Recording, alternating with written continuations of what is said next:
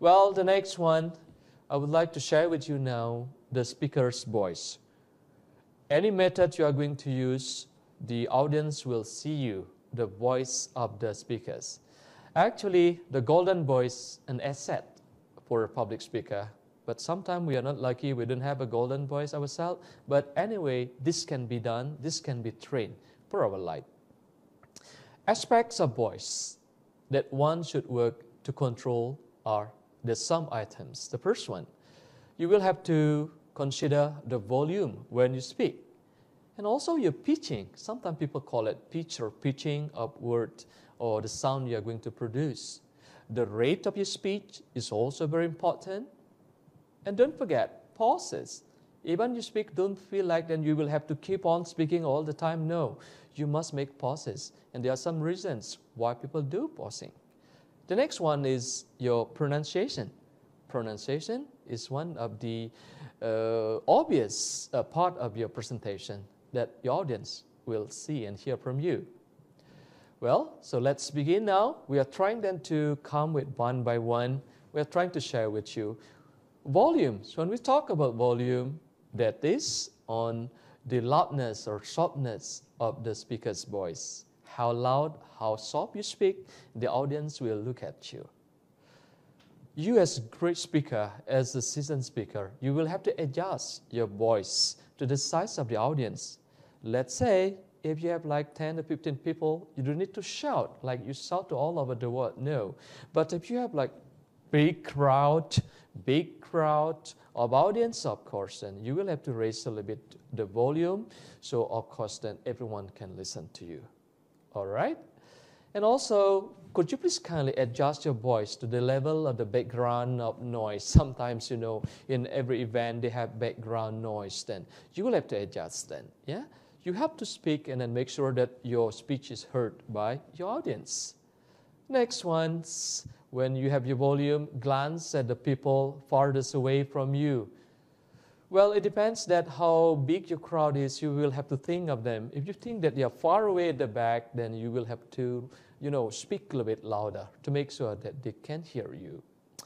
Well, I give you one of the tips that if, let's say, your audience, they look puzzled, or maybe this, some of them are leaning forward in the seats. What does it mean? You need to talk louder, meaning that to them it's not so clear. Right, so this is with regard to volume that you will have to really take care and see during your presentation. The next item is about pitching. This is the way when we talk about pitching, is the highness or lowness of the speaker's voice. Sometimes you need to raise your voice, but sometimes you need to lower up your voice. It depends on the situation. This one will give a great impact towards your speech. Changes in the pitch or tone of a speaker's voice sometimes give a really good impression, impacts towards your audience. So a great speakers has been known that to have this type of pitching because they can persuade the audience. Rate, when we talk about rate with regard to speech, that's the speed at which a person speaks. What we want, but actually in this case there is no uniform rate of effective speech making. Which one is the speed rate that's considered to be valid or good? No, actually it depends on you. So actually there is no like uniformity with regard to rate, but could you please try avoid speaking so slowly that your listeners become bored? Can you imagine if you talk very slowly? I'm afraid they will fall asleep. On the other hand, don't speak so quickly that the listeners lose track of your ideas. You might have some great ideas. If you speak very quickly, I'm afraid then they will lose some ideas from you. So this is about rate. We have some tips for you. Oh, number one, we advise you to use like recording device to check how fast you speak. It's good. You do some practicing, you do some rehearsal, and you audio record, you play it. You will know, you will have a sense whether you speak very fast, you speak very slow. And also you do some practice and make adjustments when you make real speech. As again, practice makes you perfect. So do practicing. Well, pauses. I did mention just now. Do we really need pauses during the speech? Yes, we do.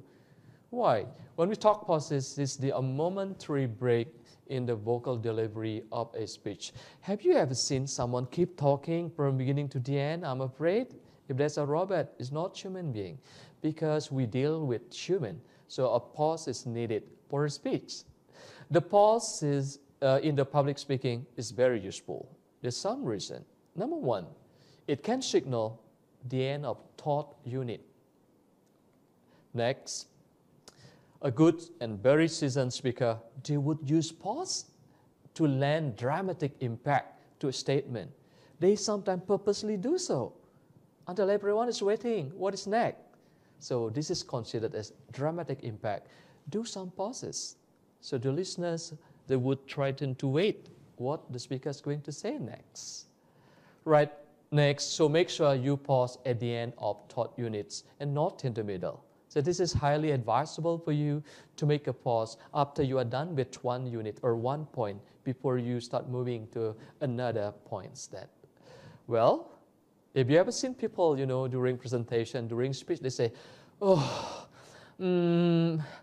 actually, this is bad gestures. Don't fill the silence with some words like, Actually, these vocalized pauses can create negative perceptions towards the audience. Try to avoid them.